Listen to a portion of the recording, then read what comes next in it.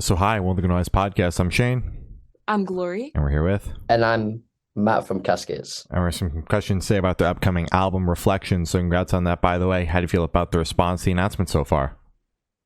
It's been crazy so far, man. Like the singles have done well, so I'm hoping the rest do just as well. Hell yeah. Fuck yeah. Album fucking rocks.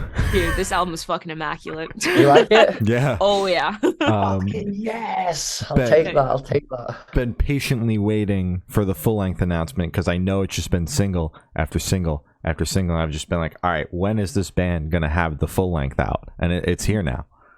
Well, It's it's nearly almost here. It's announced. Nearly here. It's Fuck nearly yeah. here. I can't wait for it to come out, man. I can't wait for everyone to hear it. Hell yeah. It's gonna be fucking awesome. Hell yeah. So is there any meaning behind the album title or cover art? Yeah, so we decided to call it Reflections because each song is basically a reflection upon one of our pasts from the band. So there's a lot in the first album. A lot of the writing was from me and from my experience and my past experiences and stuff like that. Whereas with this album, it's more it's from all of us. Do you know what I mean? So there's a lot of stuff from all of our past and stuff like that, and each song is like reflecting upon a certain time in one of our lives or a certain like a certain aspect of something happening. So that's why we decided to call it Reflections. With the artwork, I'm not gonna lie, I was really what's the word? Really worried about the artwork because it's so different from the first album. I thought like this is a massive change. But then once we got everything back, like all the mocks were sent off and come back, I then realized that like it fits with like this the sound, the mode of the album. Mhm. But yeah, I mean, I don't really have a lot to do with the artwork because I'm absolutely rubbish at that kind of stuff. I'm not gonna lie, Benji and Chris mainly did the artwork. I feel like they did a really good job. All right. Fuck yeah. As long as you like it, I that's all that matters. Exactly. I do now. That's good.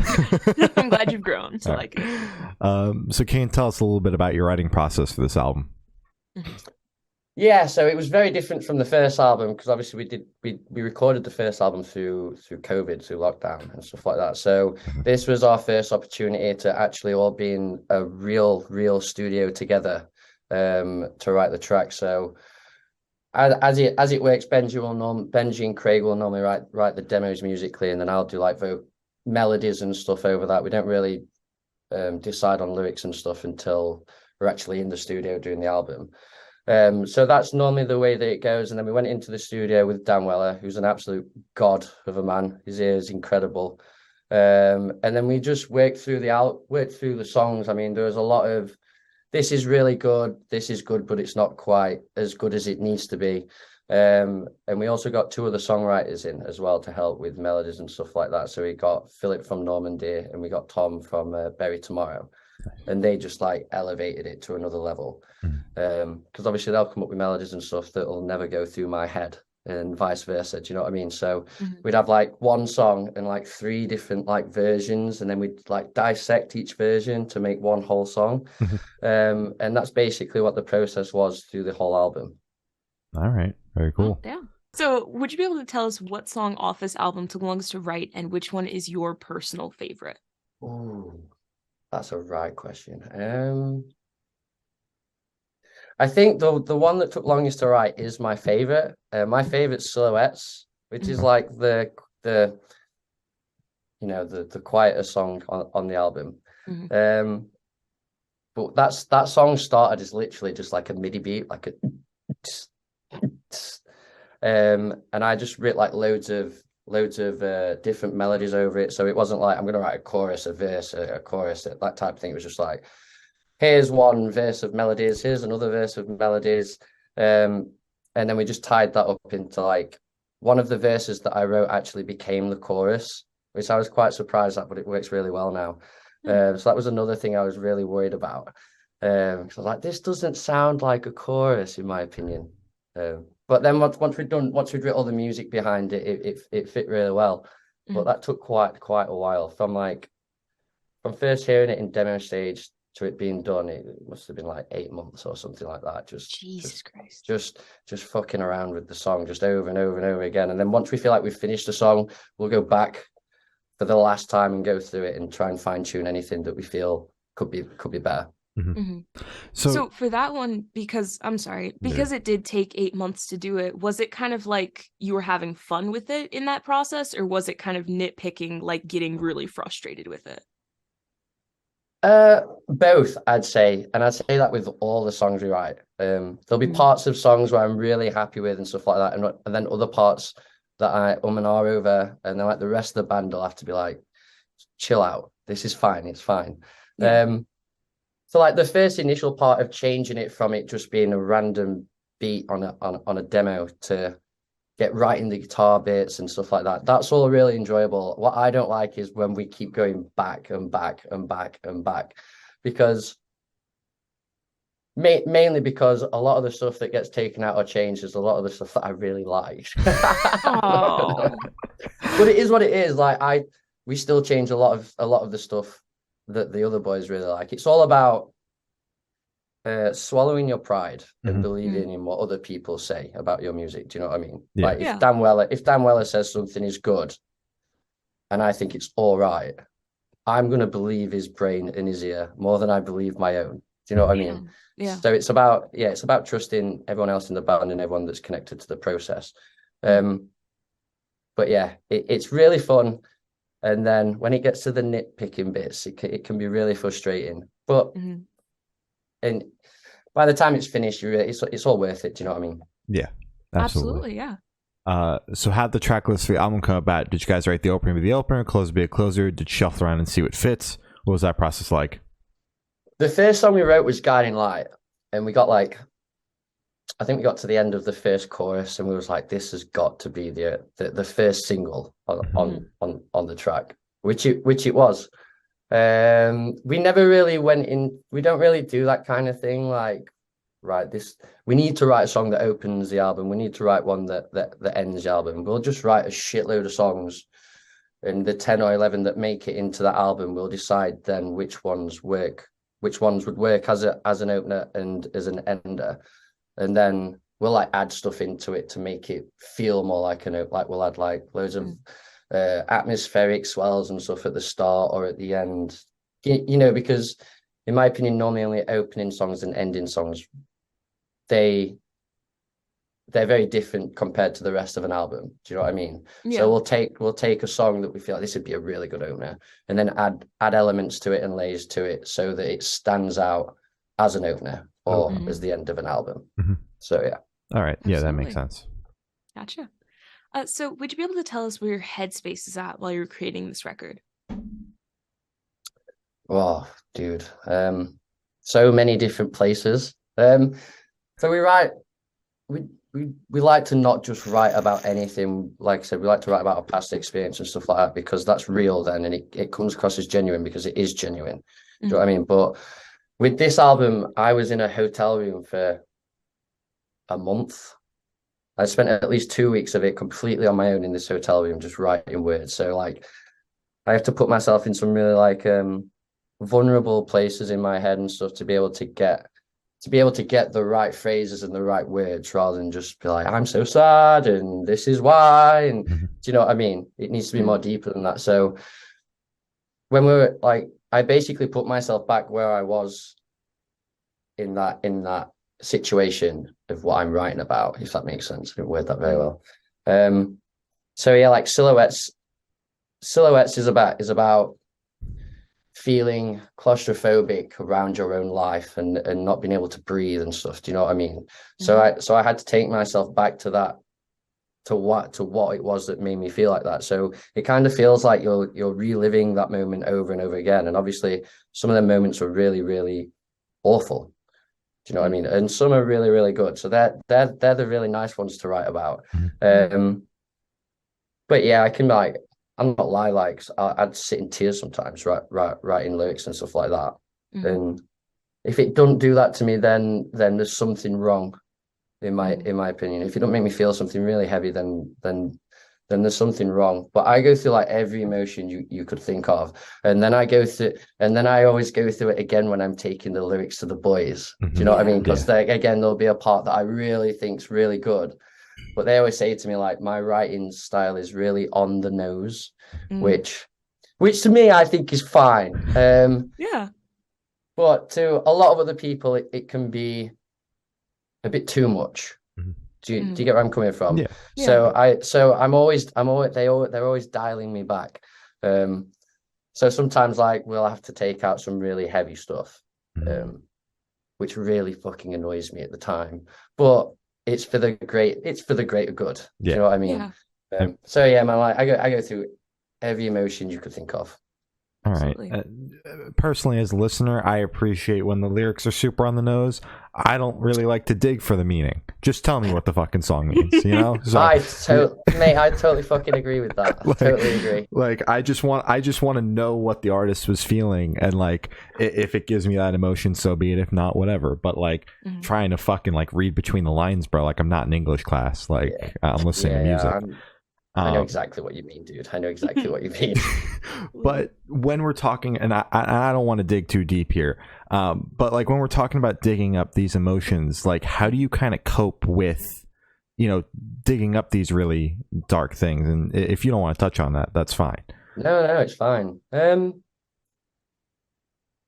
don't know how I cope with it, dude. To be fair, like I don't really think of it like that. I just put myself in that situation and it takes me wherever it takes me. The thing that brings me back is when I know when I know it's easily comprehensible. Like I could take some lyrics to the boys and they'll be like, this is too on the nose, this is too on the nose, but I know what you're writing about and I know that it's real type of thing. Do you know what I mean? That makes sense. And sorry, continue. No, you were going. When we're talking about like just the writing process and the recording process in general, you're mentioning songs that you had for 8 months, but you're mentioning writing the lyrics in the hotel room. So like, was it a mixture of having songs for the studio and also writing while you were in the studio? Was Silhouette like a one-off where you brought to like, how many songs did you go into the studio with? How many did you kind of write in the studio? So we'll go into the studio, dude. Like we're one of them bands where if we're really into what we're writing at the time and it's flowing really well, we could go into the studio with like full demos. Do you know what I mean? But like we did with the first album, but with this one, because we were touring so much and stuff beforehand, we didn't have as much time as we'd liked to have been able to do that process. So we like with this album went into the studio with like, I don't know, like 17, 18 demos, probably 5 fully written demos, and the rest are just like either chorus, verse, chorus, or you know, just an idea, like an acoustic idea on a voice recorder and stuff like that. If we know it, I know, because sometimes if I really like something I've written as a demo, I'll write lyrics to it, but I'll not put my all into it. Do you know what I mean? Just so that there's a baseline there to work off, and then, man, with these songs, the lyrics must have been rewrote each track like at least 3, 4, possibly 5 different times. Oh, damn. And then we were still like, right, this track's finished. And then it'll be like a month down the line and I'll listen to the track and I'll be like, oh yeah, but no, it's not. But that can be better. That can be better. So let's go back. And like the boys hate me for doing that. But like they say, a song is never finished. You know what I mean? Like you can always keep going and keep going and keep going. You need someone to rein you in, or you need to know when to step away from it. So yeah, like a lot of the tracks would have just been like baseline melodies, like not even words. Do you know what I mean? Just mumbling. And then other ones would be full lyrics. But even if we go into the album with a full set of lyrics for a song, it'll never stay like that. They'll always get changed and swapped around and cut and stuff like that. So it's like I said, you never finished with the process. Fair enough. Absolutely understood. So how do you recommend your fans to listen to this album for the first time? Should you do in the car with friends, in the dark with headphones on? Is it a workout album, party album? What do you personally recommend? I think it'd be a good working out album. But if it was me, I'd either want to be on my own, stereos on, nice dim lighting and stuff like that, or I'd want to be like listening to it for the first time, like with my friends. Yeah, one of them two would be the best way, because there's a lot of like sing along parts and stuff on this album, whereas there wasn't as many in the first album. I like to say that the last album was a sad little emo album, and this one's a bit more of a party banger. Okay, makes sense. Fuck yeah, hell yeah. So this one should be super, super quick. Off the top of your head, I want you to describe this album for new listeners in 3 words. No more, no less. Heavy, fun, energetic. Energetic. Fuck yeah. Nice. Hell yeah. And in that same train of thought, is there a certain feeling or emotion you want listeners to have while going through the album? I just want them to enjoy it, dude. Like, if they like it, I want them to enjoy it. I want them to not have to skip a track or anything like that.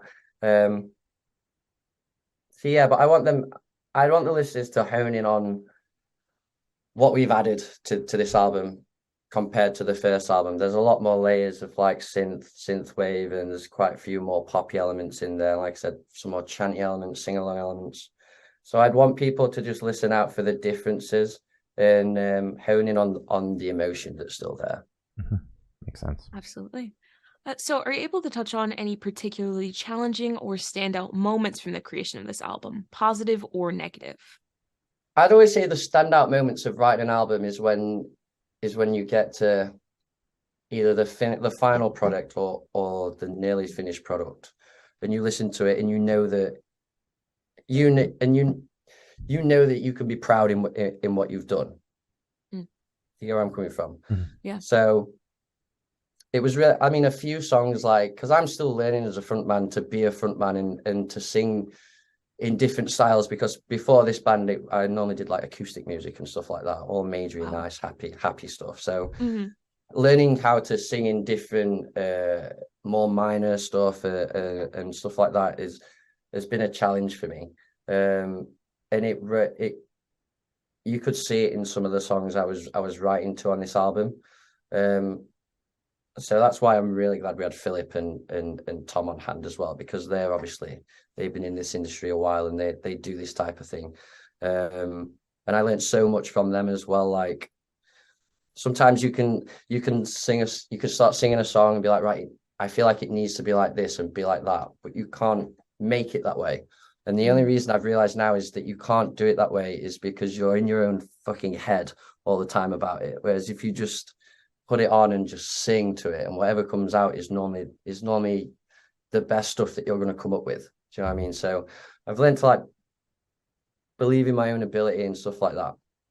The most from this album. All right. It's fucking awesome. Good. And you just mentioned originally you were doing like an acoustic kind of thing. Have you always like been a fan of metalcore, or did you kind of fall into this? Yeah and no. I kind of fell into being in the band, like, come from nowhere really. But I'm one of them music listeners, right, that will go mad for a year on a certain type of genre, and then it'll completely flip the next year. So it always started with like acoustic music, folk music, then it went into back into pop punk from when I was a kid, and then it went into like A Day to Remember. So the older I've gotten, the more heavier my music taste has gotten. Yeah. So I say no, I wasn't massively into like hardcore or metalcore, anything like that when I was younger. I went to Green Day, Blink-182, and Newton Faulkner, like acoustic stuff like that. So yeah, it was mad. Like, I've been in one band before this, but that was like really pop punky stuff as well. So it was a massive change when I got into this band. And the first song we ever writ was Crashing Down, which is probably the heaviest song we've ever writ as well. So I was dropped in the deep end.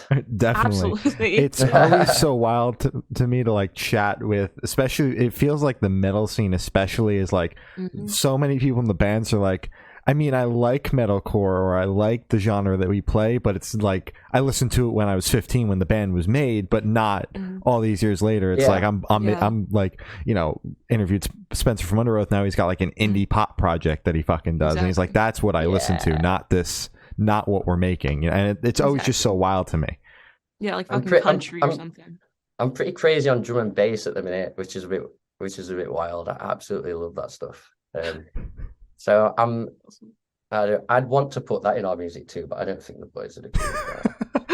I mean, you could always try something, that gives you variety. And that's also the good part of hearing like when metalcore bands or just, heavier bands are like, I actually don't listen to this. I listen to fucking country. And in this album, we actually took a lot of influence from country because it always just gives it that extra little spice that you don't get from people who like only listen to the genre that they play in. I think we fall into that category a little bit because Benji, who's the main songwriter, he doesn't really, he likes metal music and stuff like that, but he never listens to it. He'll always hear him listening to like John Mayer or like really like 80s disco pop and stuff like that. So that's where we got like the synthy side of our music from recently, from him, listening to I don't know, Tarzan music and stuff like that.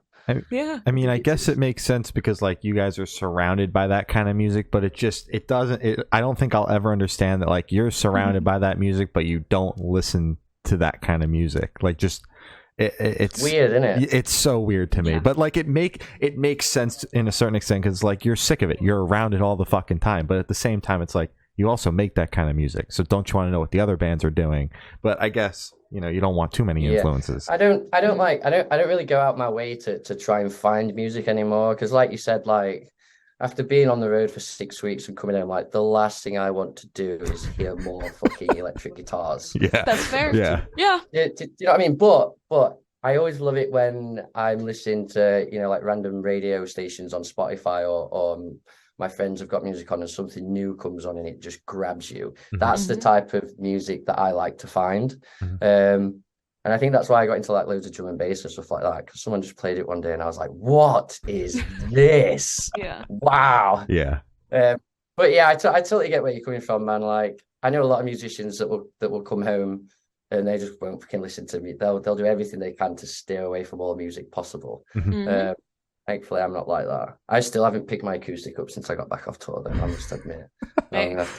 Leave that shit. That's You're good. You guys like just got home, so I think it's okay. I know, right? We go away in 3 weeks again, so Jesus. I need a nap, yeah. So for this question, we want you to picture you're on tour, you're at a gas station for a rest stop. What is your snack of choice? Oh, dude, dill pickle lays. Yes. Woo! Not enough people say those. I fucking love them. They are the best crisps. I'm fucking crisp mad. Like, if I could live on crisps alone, I would. But dill pickle crisps, man. Oh my god, you can't get them in this country. And I couldn't find them in Europe either. So I'm gonna have to wait till I come back to America. Yeah, they're plentiful around here. For a while, I couldn't find them anywhere. They're backed up. They're everywhere. Dude, I nearly bought a pack off Amazon before I went on tour, right? A fucking bag like that big. Like, oh my god. 27 pounds. Like, fuck that, no way. That shit will last you like a year. Like, go fucking stale. No, last me a day. I would fucking smash through them like no tomorrow. Yeah, they're so good. What about, I don't know if they have them over there, or if you've tried them at all, the limon Lay's potato chips?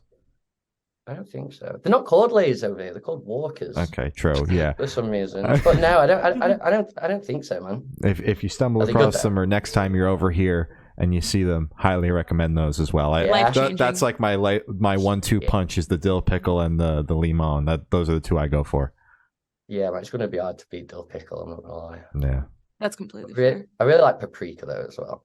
Everyone keeps saying that. I've never tried it because they're not over here. So, dude, so good. Don't buy them off Amazon though.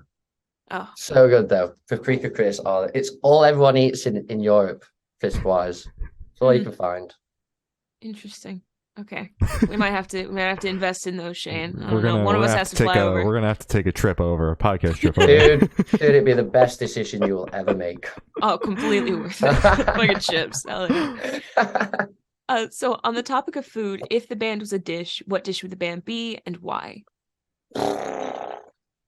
Wow, what a question. Right. It's pretty deep. I think it'd be like a double dish. Because me and James really like trashy, cheap food.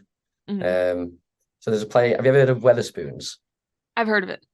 Yeah, so it's like a really cheap restaurant chain in England that me and James absolutely adore because the food's crap, but it's really cheap, and it's really cheap to get really drunk there as well. So that's obviously why we love it. But the rest of the boys will not even step foot in a Wetherspoons. So half of it would probably be like an fish and chips or something. And then the other half would probably be like a Thai. They like a lot of like Oriental food. So I think they'd probably win. So it'd probably be like a ramen or something like that. All right, sounds good. Yeah. With Yorkshire puddings in it. That was the most British thing I think I've ever heard. Completely fucking lost you with pudding. Like we were ready to move on, and you were just like something pudding, and I'm like, that is Yorkshire puddings, man. Yorkshire pudding. I don't fucking wait. I'm sorry. Do you guys actually microwave them? Because I've seen it on Great British Baking Show, and they fucking microwaved it. It was a challenge, and they're like, this is how it's traditionally made, and that made me sick to my stomach. Is that true? That's bullshit. No way. You oven cook them. I've never known anyone microwave Yorkshire pudding. It was a whole day. They were like, all right, today you make Yorkshire pudding. And it was like, they just put it like fucking in the microwave in like a bowl. And I was like, what the fuck are you guys doing over there? It made me sick. I couldn't, I had to turn off the TV. Mate, that's not normal, that. They're lying to you on American television. It's probably how all the fucking posh people do it. You know what I mean? Whatever the hell his name is, blue-eyed guy on fucking Great British Bake Off. I hate that blue-eyed guy. Whatever his name is. Paul Hollywood. I know Paul Hollywood. Paul Hollywood. Yeah. That guy. Yeah, he gets paid a shitload of money to eat fucking food. Dude, I'm jealous of him. Like that. Exactly. Let me do that shit. Yeah, man. I was thinking the worst thing in the world and tell the world it's amazing. Yeah, exactly. I was thinking that last night because I found out that there are like people that their job is to review fragrances. I would love to get paid a shitload of money to smell shit. Smell shit. Yeah. Right. Like this smells bad. Wine tasters. Yeah. Why am I working my fucking ass off when I can go smell fragrances or drink wine or eat food and make a shitload of money for it? Those people piss me off. Get it wrong. Yeah. Yeah, dude. Fuck them people. Yeah, fuck them. Fuck them guys. So for the last couple questions, we're going to shift completely away from music and go straight to death row. Boom. So if you're on death row, what would your last meal be with a drink? Oh, what would my last meal be? Mm-hmm. It'd be a sirloin steak with potatoes and a Red Bull. Oh, damn! You're gonna be fucking buzzed and like ready for that shit, huh? I need a buzz before I fucking die, mate. Don't I? Sure. I mean, fuck. If you want to be completely well aware of everything that's happening, hell yeah, man. Oh man, I just love Red Bull. Great stuff. You have like a favorite flavor? I tried my first Red Bull like a couple weeks ago. I was not the biggest fan, but if you have any suggestions, I was talking to someone the other day about this. I didn't even know they had different flavored Red Bulls. So you've just been drinking the fucking, what is it, cherry? Is that the original? No, I don't know what the original. I thought the original was just acid flavored. I've never had I was about to say like we just call it fucking battery acid. That's fucking accurate then. Yeah. Oof. But yeah, hell yeah. Fucking Red disgusted in myself that I love flavored battery acid, man. That's fucking gross. Jesus Christ. I used to be mad on pink monsters though. Have you ever had one of them? I've not. I've never tried a monster. I'm scared I'm gonna like it. Oh, the sweetest thing you'll ever drink in your life, but it's so good. It's so good. What's the pink? Good. Is it like pink lemonade or something? No, it's like shit, I can't remember. I can't remember. Wait, I'm gonna Google it. Okay. Pink monster it's pipeline punch. It's called whatever the fuck that means. That's just keyword for we flavored the battery acid. Punch in a pipe. Dude, whatever the hell that is. Punch in a pipe. It's good shit though. It's good hell shit. Yeah. All right. Love it. So if you could live in one fictional world for a week, where would you live? The world in Avatar. Last Airbender or Pandora? Blue people.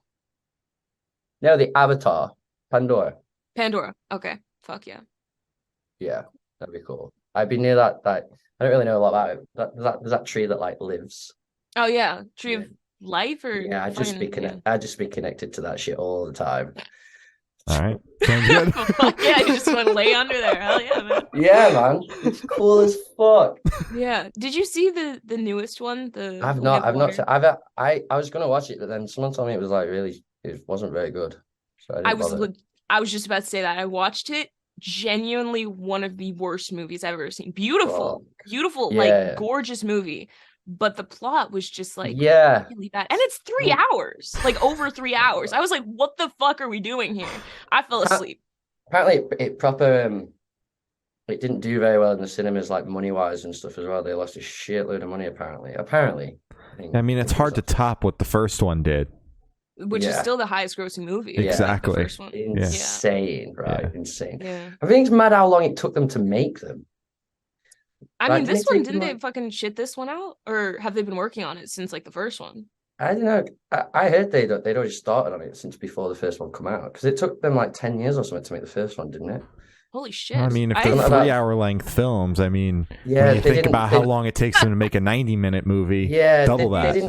They didn't actually have like the technology available to make it how they wanted it, you know, to make it look how they wanted it to look or something. Some shit like that anyway.